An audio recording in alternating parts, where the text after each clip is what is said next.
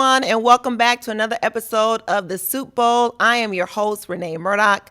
I am so happy that you are here, that you're liking, that you're sharing, that you're going on this journey with me.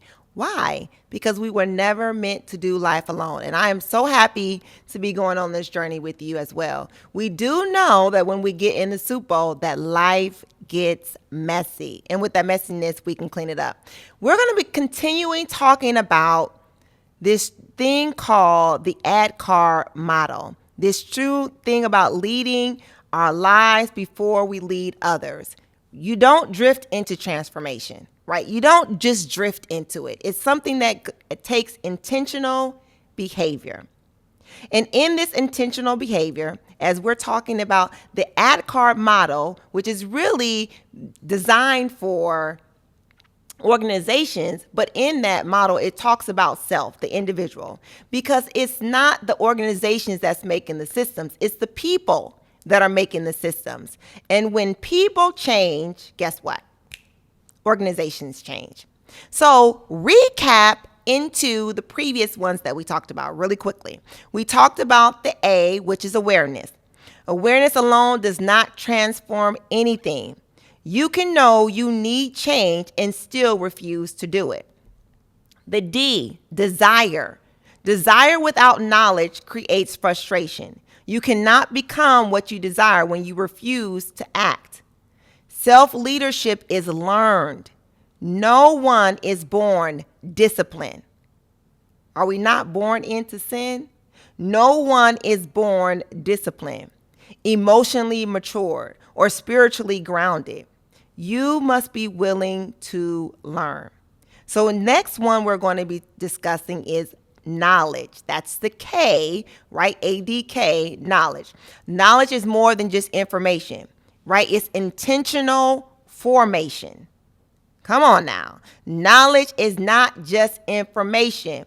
It is intentional formation. Knowledge is understanding what must be changed, how to change, and what disciplines are required. There go that bad word again that some of us don't like, discipline, right? Untransformed people often stop learning once they get a certain position. Oh, I done made it, so now I don't have to do anything else.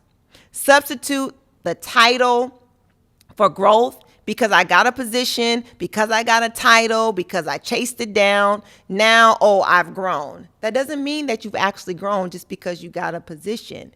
And repeat what feels familiar, right? Not what works. So I'm staying in my comfort zone. I'm going to stay right here because it feels good. So we're going to continue on in talking about self-leadership when it comes to this. And knowledge it requires humility. If I cannot admit that I need to learn, that I need to keep growing, then I'm not qualified to lead. If I can't admit that I need to learn to keep growing, then I'm actually not qualified to lead anything. I probably shouldn't even be leading myself. I don't know. Maybe I'm leading myself into a ditch, right? Because untransformed leaders often rely on not the skill of things, right? They're relying on the title. I obtained this degree. I've obtained this position. I obtained this clout. And so now they rely on that. They repeat what they know, not actually what needs to happen to make things grow and to make things work. They get in position. And they don't want to do anything else but tell everybody else what to do. I remember when I was younger and we used to sit around and we'd be like, I think my mother only had children so she could just tell us what to do. Like literally, she'd be like sitting on a couch and like the remote is like literally sitting like right here. And she calls us from downstairs to come get this remote. And I'm like, what? That remote is sitting right there. And if we dared to like suck our teeth or roll our eyes, we would like literally get smacked down, right, for doing that. But I was just like, is she just doing this so she could just tell us what to do? So I used to do, when I had my daughter and she would say something, I'd be like, I just had you because I needed someone to boss around, right? But no, seriously, I really didn't. But so self-leadership requires learning, emotional regulation, conflict resolution, spiritual discipline, healthy communication, and accountability. You need accountability. And in this, you must know that the willingness is to admit, I don't know everything. How can I gain knowledge and take the information that I know and still not know everything? Because we don't know everything. That's not how we were designed. That's why we were meant to do life together. Because you have something that I need. Somebody else has something that you need. You know about some things that other people don't know about. I know when I get information, I'm like, yo, did you know that you can go here? Like just recently, I don't know if y'all know this or not, but just recently in the DMV area, they closed down Amazon Fresh.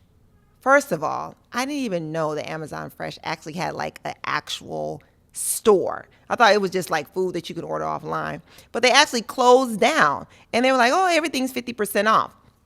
And so, of course, I was like, yo, everything's 50% off. You need to go to Amazon Fresh. And then I stood in line like 45 minutes, and then I get inside. And actually, you would think that, people be running around with shopping carts and like just throwing everything in there. It wasn't like that. It was nice and orderly. If you didn't get a shopping cart, then you didn't get in the store. That's pretty much how they had it set up. And then you was getting like these items, and it was like all 50% off. Guess what was actually on the shelves that people didn't want?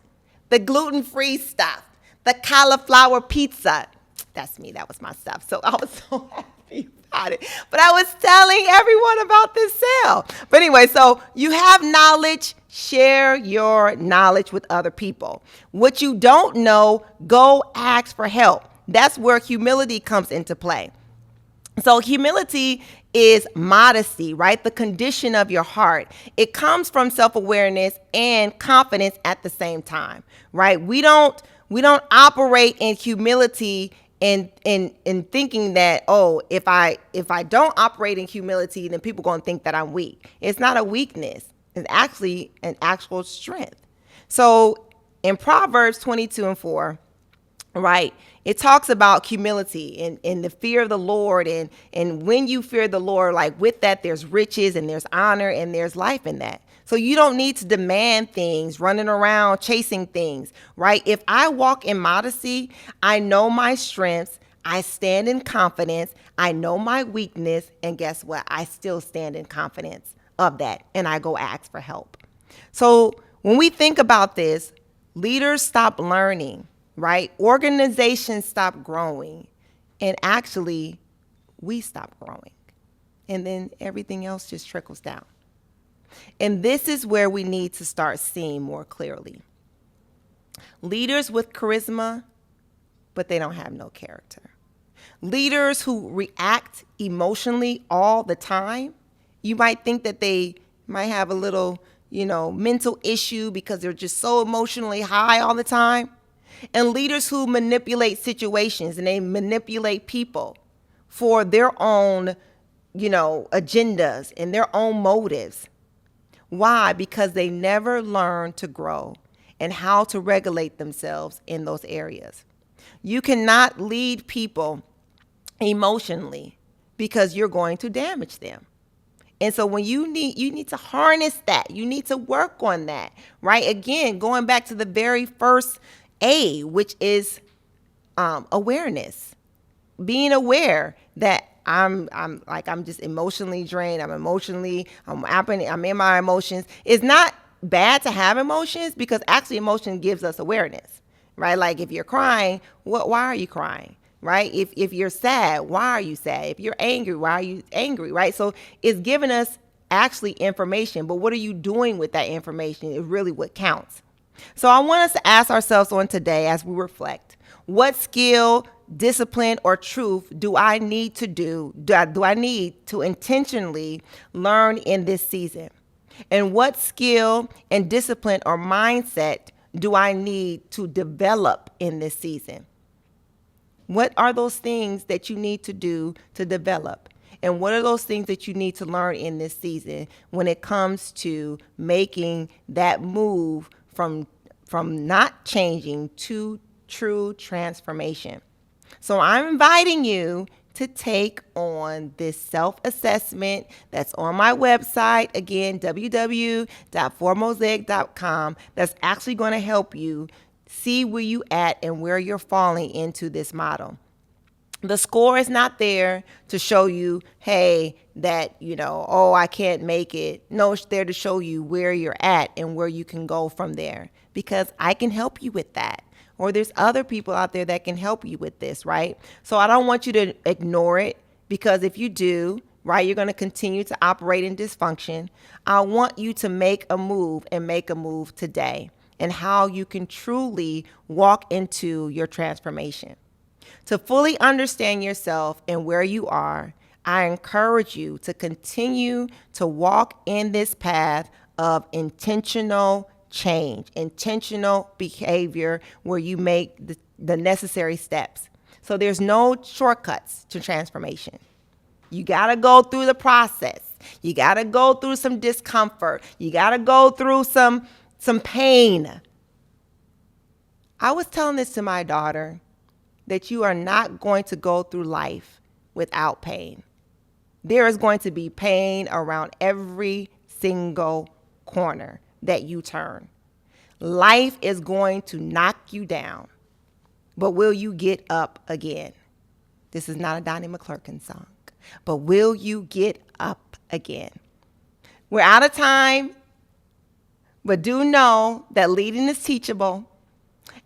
Until next time, peace. I love you. There's nothing that you can do about it.